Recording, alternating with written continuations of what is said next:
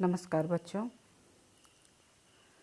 वर्ग दशम सहज भाषा शिक्षण में आपका स्वागत है। स्पर्श भाग 2 हिंदी बी की पाठ्य पुस्तक के पहले पाठ को आज हम लोग पढ़ेंगे। जैसा कि हम लोग जानते हैं, स्पर्श उर्दू या क्षेत्रीय भाषाओं को पढ़ने वाले छात्रों के लिए निर्धारित पाठ्य पुस्तक है। इसके पहले पाठ के अंतर्गत हम लोग कबीरदास के बारे में पढ़ेंगे, कबीरदास के दोहे के बारे में पढ़ेंगे। जैसा कि हम लोग जानते हैं, कबीरदास हिंदी साहित्य के भक्ति काव्य धारा के एक ऐसे संत थे जिन्होंने निर्गुण भक्ति की ऐसी धारा बहाई जिसमें धर्म और समाज दोनों ने अपने आप को पावन होता हुआ महसूस किया। कबीरदास का जन्म 1398 ईस्वी में काशी में हुआ था। कहा जाता है कि जन्म के साथ ही इन्हें इनके झाड़ियों में फेंक दिया गया था, तो वहाँ पर इन्हें नीरू एवं नीमा नामक जुलाहे ने वहाँ से उठाकर इनका पालन पोषण किया। तो इन्होंने अपनी बाकी की ज़िंदगी एक जुलाहे के रूप में ही गुजारी। कबीरदास एक क्रांतदर्शी कवि थे। ये संत थे और सत्संग को ईश्वर प्राप्ति का सर्वश्रेष्ठ साधन के रूप में मानते थे। इन्होंने धर्म के बाह्य आडंबरों पर जितना जोर से तीखा प्रहार किया, सामाजिक कुरीतियों, छुआछूत, जात पात इत्यादि पर भी इन्होंने उतना ही करारा चोट किया था। गहरी सामाजिक चेतना से ओतप्रोत इनकी कविताएं हमारे हृदय को, हमारे मर्म को सहजता से छूती हुई प्रतीत होती हैं। इन्होंने अपने काव्यों में आत्मा और परमात्मा के विरह मिलन के भावपूर्ण गीतों को लिखा है। इनका मानना था कि ईश्वर सृष्टि के कण कण में है। उन्होंने शास्त्रीय ज्ञान को कभी महत्व नहीं दिया। कबीरदास के अनुसार जो लोक व्यवहार है, जो हमारा व्यवहारिक ज्ञान है, वही वास्तव में ज्ञान है। इसके अलावा जो है वह आडंबर है, अर्थात पुस्तकीय जो ज्ञान है वह यदि हमारे व्यवहार में नहीं है तो वह हमारे लिए एक आडंबर के समान है, हमारे लिए वह किसी काम का नहीं है।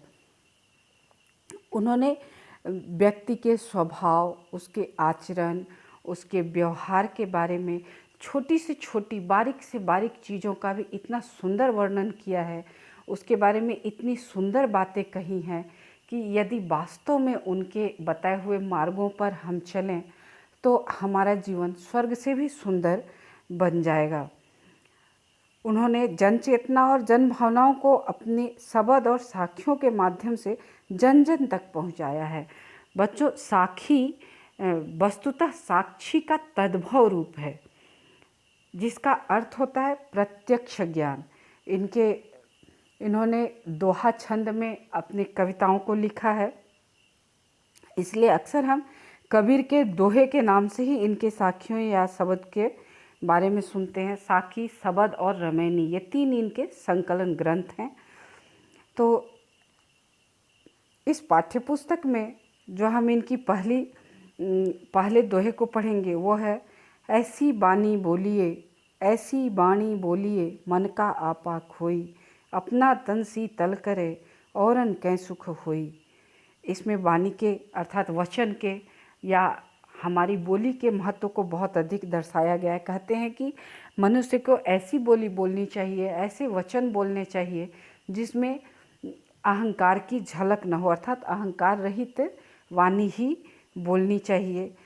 उस अहंकार रहित वाणी, मधुर वाणी से व्यक्ति का अपना शरीर, अपना तन तो शीतल होता ही है, अर्थात अपने शरीर को सुख तो होता ही है, साथ ही साथ औरन को भी, अर्थात दूसरों को भी, औरन के मतलब दूसरों को भी सुख होता है, सुख ही प्राप्त होता है। इसलिए हमें मीठा और उचित ही बोलना चाहिए, जिससे हम खुद की सुखानुभूति के साथ साथ दूसरों को भी सुखानुभूति प्रदान कर सकें। इसमें वचन या बोली के महत्व को उन्होंने बताया है। अगले दोहे में उन्होंने मनुष्य के और ईश्वर के बीच के अज्ञान को एक सुंदर उदाहरण के साथ समझाया है। कहते हैं, कस्तूरी कुंडली बसे मृग ढूंढे बन माही, ऐसे घटी घटी राम हैं दुनिया देखे नाही। अर्थात कहते हैं कि जिस प्रकार हिरण की नाभि में ही कस्तूरी रहती है, परंतु हिरण इस बात से अनजान उसकी खुशबू के कारण उसे पूरे जंगल में इधर उधर ढूंढता फिरता है। कस्तूरी एक प्रकार का एक छोटा सा पदार्थ है जो नर हिरण की नाभि में रहता है। उससे एक बहुत ही अच्छी खुशबू आती है, सुगंध आती है, और उस सुगंध से मतवाला होकर वह मृग यह खोजता फिरता है जंगल जंगल कि यह सुगंध आ कहाँ से रही है, और उसे इतना पता नहीं होता है कि यह सुगंध उसकी अपनी ही नाभि में बसे हुए कस्तूरी से आ रही है। ठीक उसी प्रकार हम मनुष्य जो हैं वो अपने हृदय में बसे हुए ईश्वर को देख नहीं पाते हैं और उसे ढूंढने के लिए विभिन्न आडंबरों का सहारा लेते हैं। मंदिर, मस्जिद, गिरजा, गुरुद्वारा, जल, फूल, अजान, जो तरह तरह के बाह्य आडंबरों के द्वारा हम ईश्वर को प्राप्त करने की कोशिश करते हैं, जबकि ईश्वर हमारे हृदय में ही होता है। अगला दोहा है, जब मैं था तब हरि नहीं, अब हरि है मैं नाही, सब अंधियारा मिटी गया, दीपक देखा माही। साखी की इन पंक्तियों में कबीरदास जी कहते हैं कि जब मनुष्य में अहंकार रहता है, अर्थात उसके स्वयं के होने का एहसास उसे बहुत अधिक रहता है, तब तक वह ईश्वर की भक्ति नहीं कर सकता, न ही वह ईश्वर के साथ आत्मसात कर सकता है, न ही वह ईश्वर को पहचान सकता है। लेकिन जैसे ही उसके अंदर का अहंकार रूपी अज्ञान खत्म होता है, उसके अंदर, उसके भीतर से यह अज्ञान खत्म होते ही जब एक समर्पण का भाव आता है, तो उस समर्पण रूपी ज्ञान के प्रकाश में वह ईश्वर को देखता है, और तब उसके खुद का होना खत्म हो जाता है और सिर्फ ईश्वर ही ईश्वर उसे चारों तरफ दिखाई पड़ते हैं। कहते हैं कि जिस प्रकार दीपक के जलते ही पूरा अंधकार मिट जाता है, ठीक उसी प्रकार जब ज्ञान का प्रकाश फैल जाता है, तो भक्ति के मार्ग पर चलते चलते ईश्वर मनुष्य के अंदर व्याप्त जो अहंकार है उसके मिटते ही ईश्वर का ज्ञान रूपी प्रकाश फैल जाता है। कबीरदास जी कहते हैं, सुखिया सब संसार है, खाए अरु सोवे, दुखिया दास कबीर है, जागे अरु रोवे। कबीरदास इन पंक्तियों में कहते हैं कि यह सारा संसार सुखिया है, एक तरह से यह व्यंग है। कहते हैं कि लोग झांसे में जी रहे हैं, खाते हैं और सोते हैं, किसी बात की चिंता नहीं करते,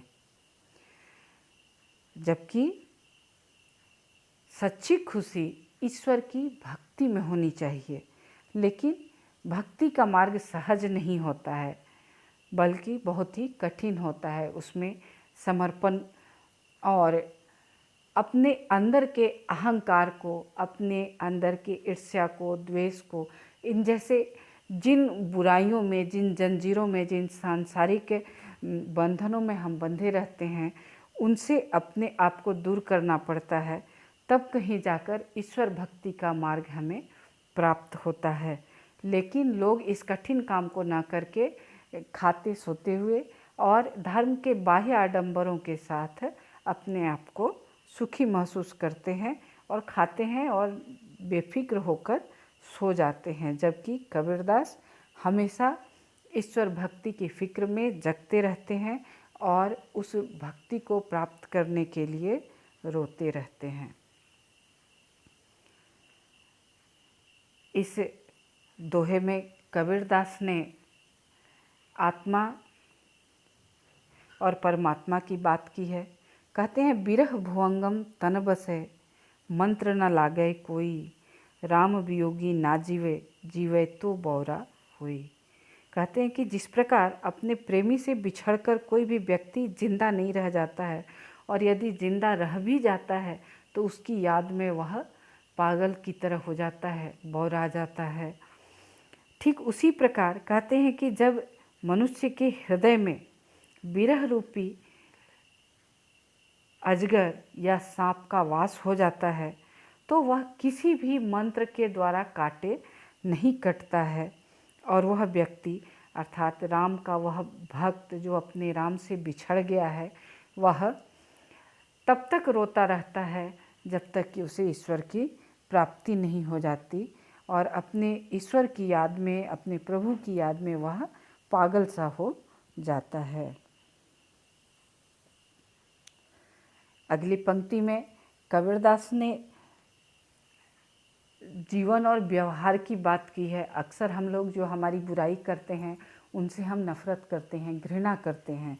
कबीरदास जी कहते हैं कि उनसे घृणा नहीं कीजिए। निंदक नेड़ा राखिए, आंगन कुटी छवाई, बिन साबण पानी बिना, निर्मल करे सुभाई।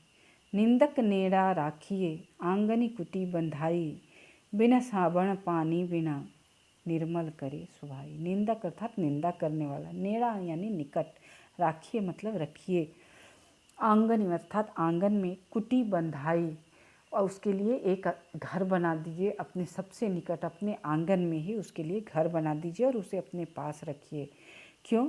क्योंकि वह बिन साबन पानी बिना, साबन अर्थात साबुन और पानी में अर्थात पानी, जिस प्रकार हम अपने शरीर की गंदगी को दूर करने के लिए साबुन और पानी का प्रयोग करते हैं, ठीक उसी प्रकार वह बिना साबुन और बिना पानी के हमारे चरित्रगत, हमारे स्वभावगत जो दोष हैं, जो बुराइयां हैं, जो कलुषित धारणाएं हैं, भावनाएं हैं हमारे मन के अंदर, उन चीज़ों को वह बिना साबुन और पानी के अपनी निंदा के द्वारा दूर कर देता है। अर्थात जब वह बताता है कि हमारे अंदर कितनी बुराइयां हैं, कौन कौन सी बुराइयां हैं, तो हम सहजता से उन बुराइयों को दूर करने में समर्थ हो पाते हैं। इसलिए निंदक से घृणा न करके उसे अपने पास ही रखना चाहिए। बच्चों, अगला दोहा उन्होंने उस ज्ञान के ऊपर कहा है जो मोटी मोटी किताबों को पढ़कर, बड़ी बड़ी परीक्षाओं को पास करके लोग समझते हैं कि वो बहुत ज्ञानी हो गए। ये उसी के ऊपर व्यंग करते हैं कि पोथी पढ़ी पढ़ी जगमुआ, पंडित भया न कोई, एके यसिर पीव का, पढ़े सुपंडित हुई। अर्थात मोटी मोटी किताबों को पढ़कर यह संसार मर गया, उसे वास्तविक ज्ञान नहीं हुआ, उसने ये जाना ही नहीं कि ईश्वर क्या है। लेकिन जो अपने प्रिय का, ईश्वर भक्ति का, जो प्रेम का एक अक्षर है, उस एक अक्षर को पढ़कर ही जो पढ़ लिया वह वास्तव में ज्ञानी हो जाता। अर्थात जिसने ईश्वर को जान लिया, वास्तविक ज्ञानी वही है। यहाँ पर जो भारतीय दर्शन कहता है, जो अद्वैतवाद कहता है, उसकी चर्चा करते हैं। वो अद्वैत दर्शन अर्थात भारतीय जो उपनिषद दर्शन है, उस उपनिषद दर्शन में कहा गया है कि इस संसार में जितने भी ज्ञान हैं वो अहंकार के सूचक हैं, इसलिए वो अज्ञान कहलाते हैं। सच्चा ज्ञान वही है जिससे ईश्वर का दर्शन हो। और कबीरदास ने उसे भक्ति का मार्ग बताया है कि भक्ति के मार्ग में, ईश्वर के प्रेम के मार्ग में, जो प्रेम के कारण, प्रेम के द्वारा जो ज्ञान प्राप्त होता है, ईश्वर भक्ति का ज्ञान प्राप्त होता है, वही वास्तविक ज्ञान है। इसके अलावा सब अज्ञान है। अगले दोहे में कबीरदास कहते हैं कि हम घर जालिया आपना, लिया मुराड़ा हाथ, अब घर जालों तासका, जे चले हमारे साथ। कहते हैं कबीरदास की मैंने अपना घर, हम घर जालिया, मैंने अपना घर जला लिया। किस चीज़ से? मुराड़ा हाथ लिया, मुराड़ा अर्थात मशाल को मैंने अपने हाथ में लिया और मैंने अपना घर जला दिया। कौन सा घर? जो सांसारिक मोह माया और बंधनों वाला घर है, जो ईश्वर भक्ति की राह में बाधा उत्पन्न करने वाला घर है। मैंने अपने उस घर को अपने ईश्वर भक्ति रूपी ज्ञान के मशाल से जला दिया है। और अब मैं उसका घर भी, अब घर जालूं तास का, तास यानी उसका, जालूं मतलब जलाऊंगा। अब मैं उसके घर को भी जलाऊंगा। किसका? जे चले हमारे साथ है, अर्थात जो हमारे साथ चलेगा, अब मैं उसके घर को भी जला दूंगा। अर्थात उसके घर को भी रोशन करेंगे। किस चीज़ से? तो जो भक्ति से, प्रेम से, ईश्वर की प्राप्ति रूपी ज्ञान के मशाल से उसके घर को भी जलाएंगे, अर्थात उसके घर को भी रोशन कर देंगे सच्चे ज्ञान के प्रकाश से, संसार के मोह माया रूपी अज्ञान को खत्म करके।